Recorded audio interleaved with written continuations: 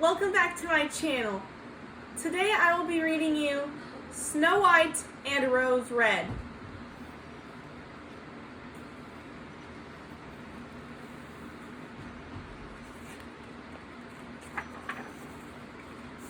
Snow White and Rose Red.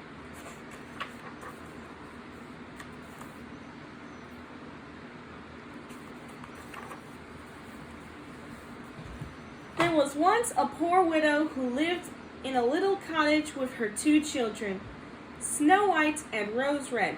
They were so named because they were like the flowers on the two rose bushes which grew in front of the cottage. These two children were as good as any children in the world. They loved each other dearly and agreed that they would never separate. Often the children would run deep into the forest to gather berries. The hare would eat out of their hands, the fawn would graze at their side. In the evenings, the mother would say, "Go, Snow White," and bolt the door. Then the three of them would sit down before the hearth, and the mother would read out of a book, while her children sat spinning. By their side lay a little lamb, and on a perch behind them, a little white dove rested with her head under a wing.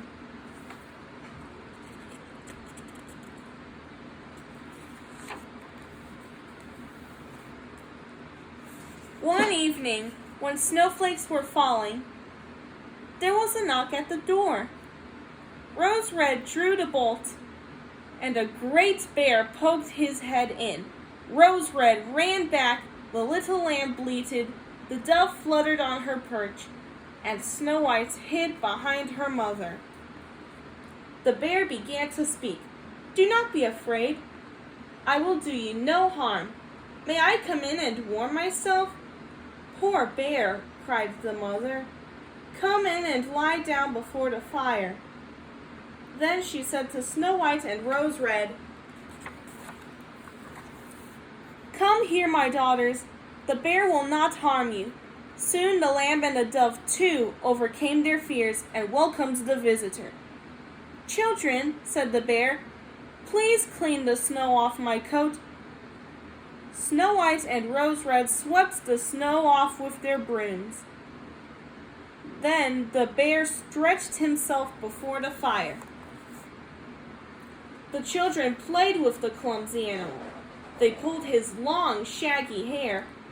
They set their feet upon his back and rolled him to and fro. The bear bore all their tricks good-naturedly. And if they hit too hard, he called out, "Leave me my life, you children, Snow White and Rose Red, or you will never wed." When bedtime came and the children had gone to sleep, the mother said to the bear, "You may sleep here on the hearth if you like."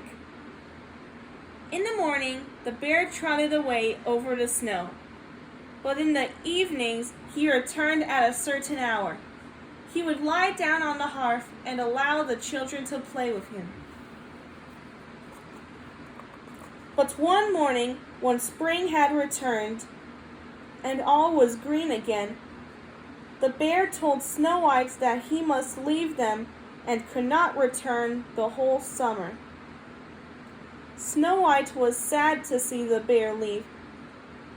As he passed through the door, his hairy coat caught on the bolt. Snow White thought she saw the glittering of gold under the coat. The bear ran off and was soon hidden behind the trees.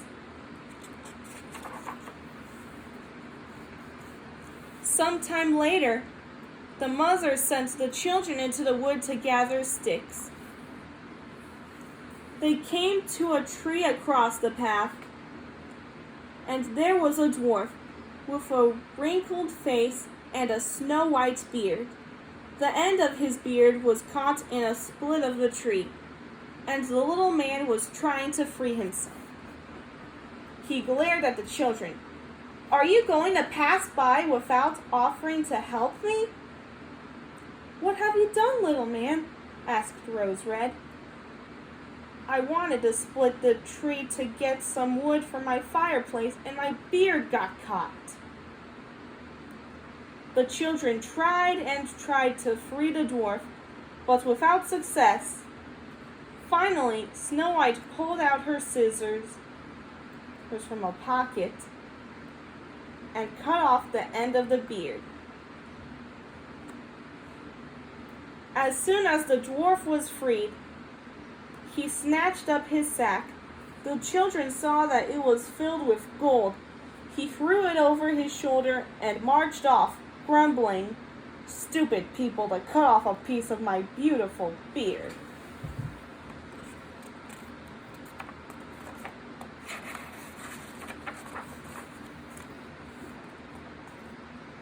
Sometime afterward, Snow White and Rose Red were fishing.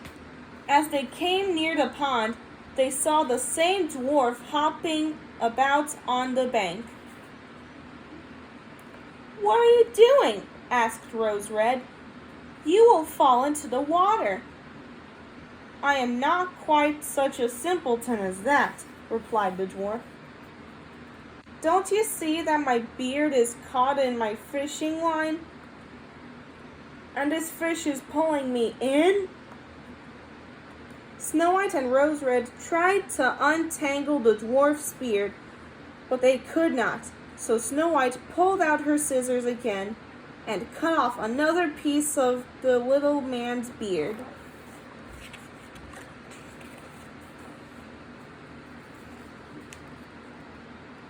The dwarf cried in a great rage. "It was not enough to shorten my fine beard once, but you must now take away the best part of it?" With these unkind words, the dwarf took a big bag of precious stones and slipped away into his cave. Not many days after this adventure, the children happened to pass the place where the dwarf had shaken out his bag of precious stones, thinking nobody was near. The bright stones glittered so that Snow White and Rose Red stopped to admire them.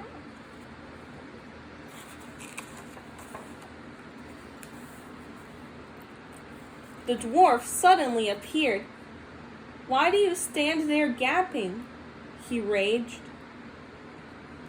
Suddenly, there was a loud roaring noise, and a great bear came running out of the forest. The dwarf jumped up, but he could not reach his cave before the bear overtook him. "Spare me, my dear Prince Bear," the dwarf cried out in fear. "I will give you all my treasures. What have you to fear from a little man like me? There are 2 wicked girls. Take them instead." But the bear gave the dwarf a single blow with his paw. The bad-hearted dwarf did not move again. The children were running away, and the bear called after them, "Snow White, Rose Red, do not be afraid. Wait, and I will go with you." The children recognized the bear's voice and stopped. To their great surprise, his rough coat fell off, and there stood a tall man dressed entirely in gold. "I am a king's son," he said, "bewitched by that wicked dwarf who stole all my treasures to wander in the forest in the form of a bear until his death released me." In time, Snow White was married to the prince, and Rose Red to his brother. Together they shared the large treasure which the dwarf had collected. The mother also lived happily for many years with her 2 children. The rose bushes by the cottage were replanted in front of the palace. Every year they brought forth beautiful red and white roses in honor of Snow White and Rose Red. The end.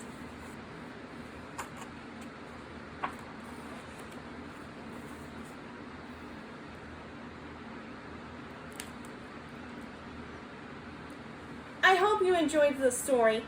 Thank you for watching. May God bless you.